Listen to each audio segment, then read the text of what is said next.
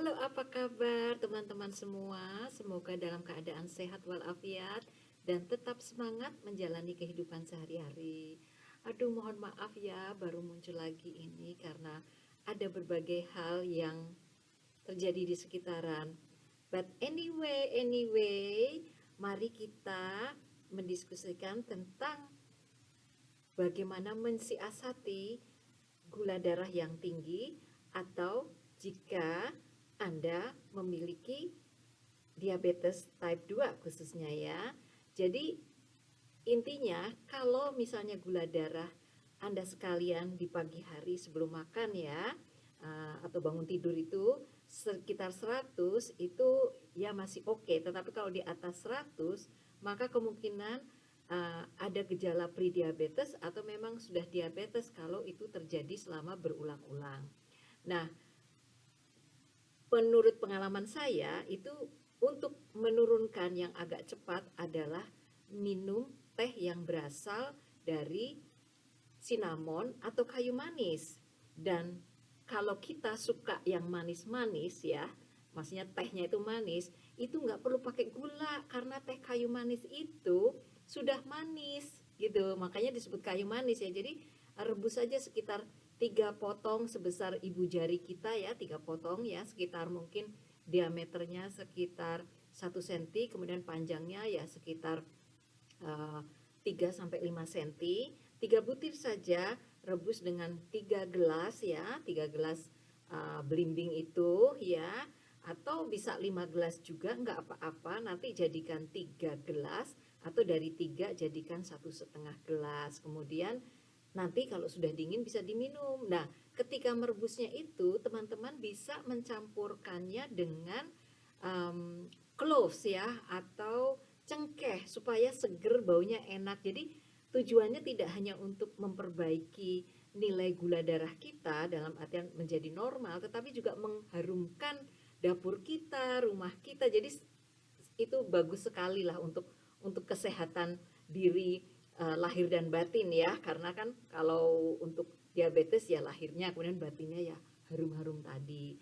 Nah, kalau gula darah teman-teman itu cukup tinggi, itu bisa ditambahkan salam ya. Menurut pengalaman saya mempraktekannya pada ibu saya, itu air rebusan daun salam itu juga bisa cepat menurunkan gula darah ya. Jadi hati-hati, selalu dicek ya gula darahnya itu supaya tidak kebablasan ya, turunnya itu tidak kebablasan sampai bikin kita itu bergetar gitu badannya ya. Apalagi kalau uh, untuk orang yang sudah paruh baya atau untuk teman-teman yang kini sedang merawat orang tua yang memiliki gejala gula darah yang cukup tinggi. Nah, itu harus hati-hati ya. Jadi itu minumannya cinnamon ya.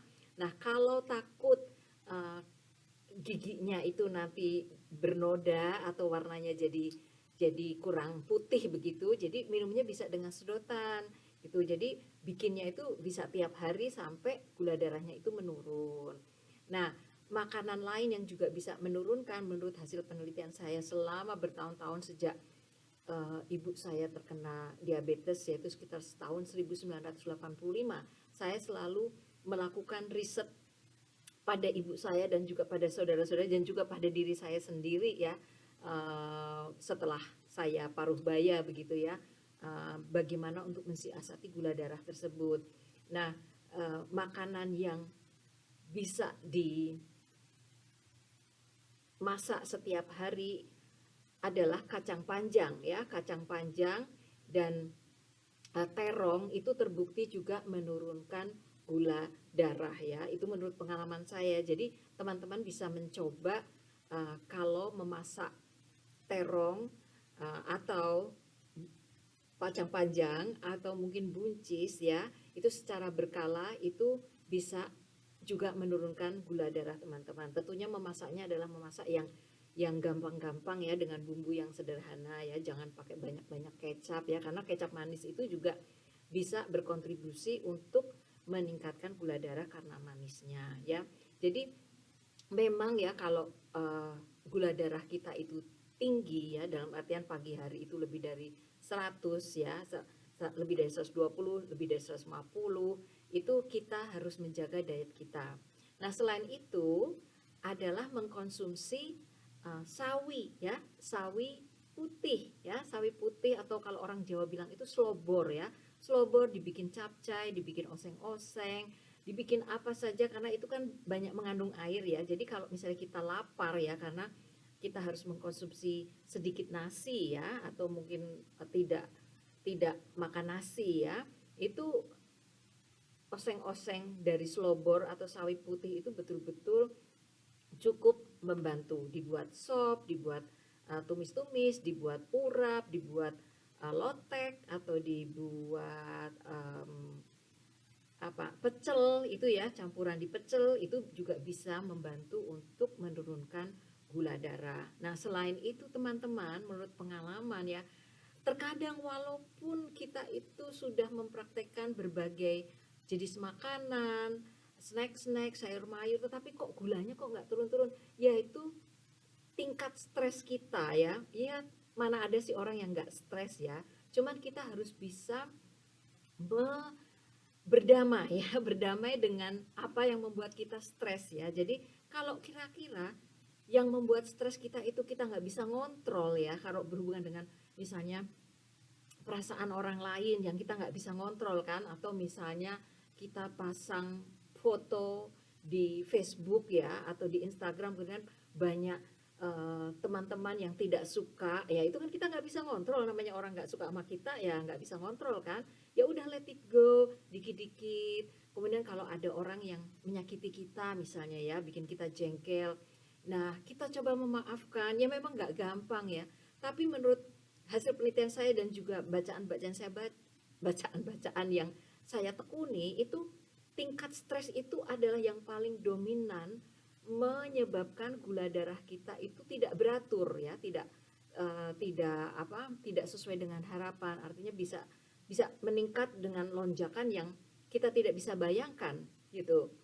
Nah, manajemen stres itu juga bisa macam-macam. Misalnya kita bisa exercise, jalan-jalan santai, atau bisa baca-baca majalah, atau mungkin baca-baca apa namanya kayak selebaran-selebaran tertentu yang bikin happy, atau mungkin menonton YouTube ya, nonton YouTube saya. Nah, seperti itu.